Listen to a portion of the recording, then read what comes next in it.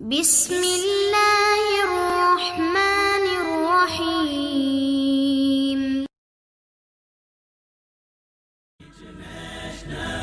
Islamic Research Center. السلام علیکم ورحمۃ اللہ وبرکاتہ۔ ایک سائل ہیں، انہوں نے سوال کیا ہے کہ کیا فوت شدہ کی طرف سے میت کی طرف سے قربانی کی جاتی ہے؟ ہمارے یہاں اکثر لوگ قربانی اپنے والدین کی طرف سے کرتے ہیں جو کہ فوت ہو جاتے ہیں ان کی طرف سے، تو کیا ایسا کرنا جائز ہے کہ نہیں؟ بھئی عرض یہ ہے، اس معاملے میں علماء کی دو رائے ہیں۔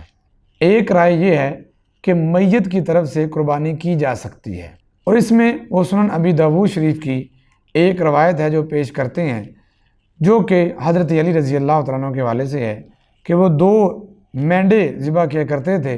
جب ان سے پوچھا گیا کہ آپ یہ 2 مینڈے کیوں ذبح کرتے ہیں، تو حضرت علی رضی اللہ تعالیٰ عنہ نے فرمایا کہ مجھے رسول اللہ صلی اللہ علیہ وسلم نے وصیت کی تھی میں آپ کی طرف سے قربانی کروں، اس لیے میں ایک قربانی اپنی طرف سے کرتا ہوں اور ایک حضرت رسول اللہ صلی اللہ علیہ وسلم کی طرف سے قربانی کرتا ہوں۔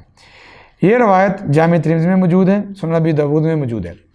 سنن ابی داؤد شریف میں حدیث نمبر 2790 ہے اور جامع ترمذی کے اندر 1495 ہے، لیکن یہ جو روایت ہے یہ سندن صحیح نہیں ہے، اس لیے کہ اس میں شریک بن عبداللہ القاضی ہے جو بیان کرتا ہے ابو الحسن عن الحکم، اس سند کے ساتھ یہ روایت بیان کرتا ہے۔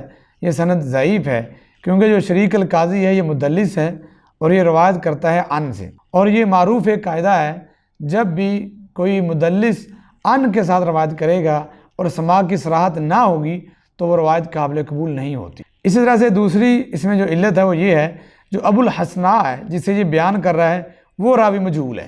اس والے سے تقریب التہذیب کے اندر موجود ہے کہ یہ راوی مجہول ہے، تو ایک تو راوی مجہول ہے اور دوسرا اسے بیان کرنے والا مدلس ہے، اس لیے یہ روایت سندن ضعیف ہے اور یہ قابل حجت روایت نہیں ہے۔ دوسرے نمبر پہ اگر یہ بات مان بھی لے کہ فوت شدہ کی طرف سے قربانی وہ بندہ کر رہا ہے، حضرت علی رضی اللہ عنہ کی یہ روایت ہے، تو حضرت علی فرما رہے ہیں مجھے نبی پاک نے وصیت کی تھی۔ جس کو وصیت کی ہو والدین نے تو وصیت تو پوری کرے نا وہ، لیکن اگر کسی نے وصیت ہی نہیں کی تو پھر قربانی کر رہا ہے، اس بارے میں جو ہے نا وہ تھوڑی سی نظر ہے، یہ محل نظر بات ہے، اس میں دیکھنا چاہیے کہ ہمارے پاس شرعی دلیل کیا ہے۔ دوسری دلیل یہ ہے، صحیح مسلم میں روایت موجود ہے اور دیگر کتب حدیث میں آپ علیہ السلام بھی قربانی کیا کرتے تھے اور آپ 2 مینڈے ذبح کرتے تھے، اور آپ کہا کرتے تھے ایک جو ہے میری طرف سے اور میرے گھر والوں کی طرف سے، اور دوسرا میری امت کے ان لوگوں کی طرف سے جو قربانی نہیں کر سکتے یا وہ لوگ جو موحد تھے ان کی طرف سے آپ قربانی کیا کرتے تھے۔ اب اس میں کہتے ہیں جی کہ آپ علیہ السلام نے امت کی طرف سے قربانی کی ہے، لہٰذا امت میں زندہ اور مردہ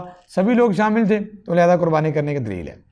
یاد رکھیے قربانی ایک عبادت ہے اور یہ قربانی ضروری ہے زندہ بندے کے لیے جس کے پاس استطاعت ہو۔ ایک بندہ ہی فوت ہو گیا ہے، اب اس کے پاس استطاعت کی کیا بات ہے، اس میں قربانی ہے ہی نہیں، اس کی طرف سے صدقہ ہے۔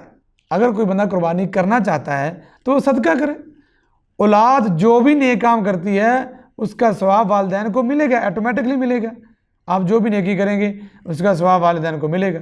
تو میت کا نام لینا اور اسپیشلی میت کی طرف سے کرنا یہ صحیح نہیں ہے، اگرچہ کچھ علماء کی رائے ہے کہ میت کی طرف سے کی جا سکتی ہے، لیکن میرا جو نقطہ نظر ہے اس میں یہی ہے کہ یہ بالکل نامینیٹ کر کے قربانی کرنا یہ صحیح نہیں ہے۔